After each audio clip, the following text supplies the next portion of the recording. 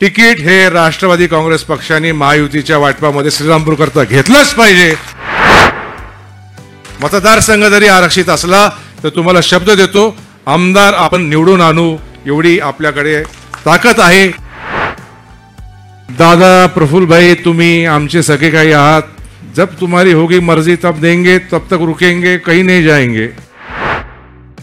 राष्ट्रवादी काँग्रेसचे सन्माननीय प्रदेश अध्यक्ष खासदार सुनीलजी तटकरे साहेब, सन्माननीय रुपालीताई चाकणकरजी, प्रदेशचे उपाध्यक्ष राजेंद्रदादा नागवडे, युवकांचे अध्यक्ष सूरज चव्हाण, आता ज्यांचं मार्गदर्शन आपण ऐकलं ते माझे मित्र बंधू आमदार आशुतोषदादा काळे, व्यासपीठावरती उपस्थित असलेल्या माझ्या मोठ्या भगिनी, मुद्दा म्हणून सांगतो मोठ्या आहेत साहेब, तुम्हाला पण कळलं पाहिजे, माझी मोठी बहीण आहे अनुराधाताई, दुसऱ्या अनुराधाताई नागवडेताई तिथं बसलेल्या आहेत, नाहटासाहेब बाहेर गेलेत, उपस्थित मंचावरचे सगळेच आपले जिल्हाध्यक्ष कपिल पवार, कृष्ण आढाव, उपस्थित सर्व प्रांती करून आलेले साहेबांवरती बरोबर दौऱ्यावरती निघालेले पदाधिकारी। मी मोठं भाषण करणार नाही, साहेबांच्या येण्याआधी जवळपास 1-1.5 तास तुम्हाला मी माझं बोलणं ऐकवलं होतं, कारण त्याशिवाय पर्याय राहिला नव्हता।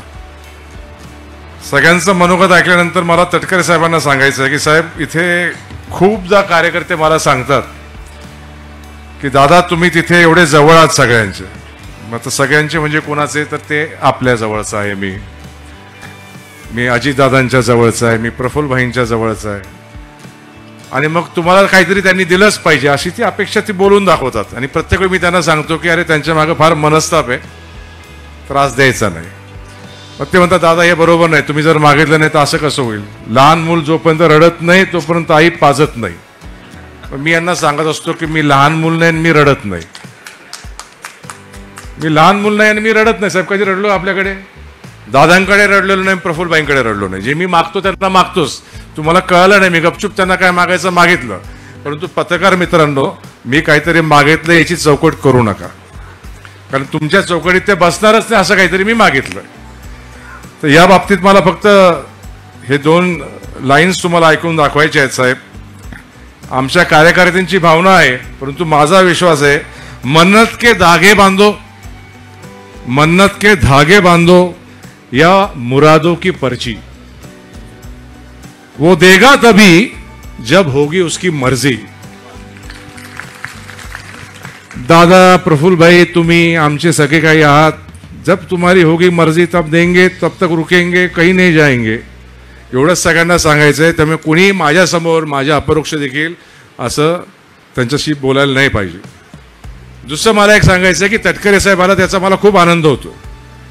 का?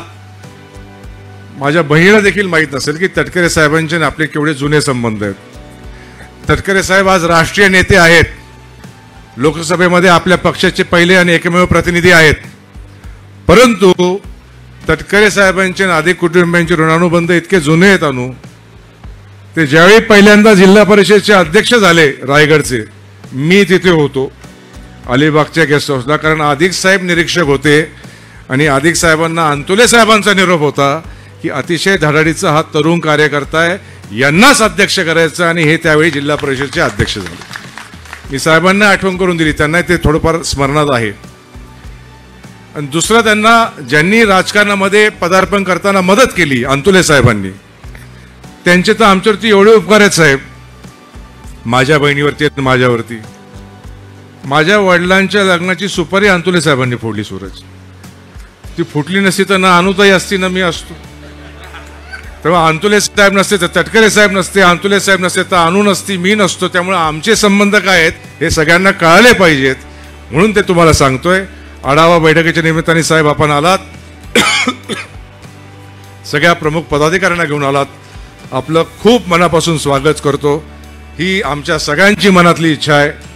तिकीट हे राष्ट्रवादी काँग्रेस पक्षाने महायुतीच्या वाटपामध्ये श्रीरामपूरकरता घेतलंच पाहिजे, हा आमचा आग्रह आहे। मतदारसंघ जरी आरक्षित असला तर तुम्हाला शब्द देतो, आमदार आपण निवडून आणू एवढी आपल्याकडे ताकद आहे, कार्यकर्त्यांचं पाठबळ आपल्याकडे आहे। एवढंच फक्त आग्रहाची आपल्याला विनंती करतो। पुन्हा एकदा आपलं आणि आपल्याबरोबर आलेल्या सगळ्यांचं स्वागत करतो आणि माझे 2 शब्द आटोपत घेतो। जय हिंद, जय महाराष्ट्र, जय राष्ट्रवादी।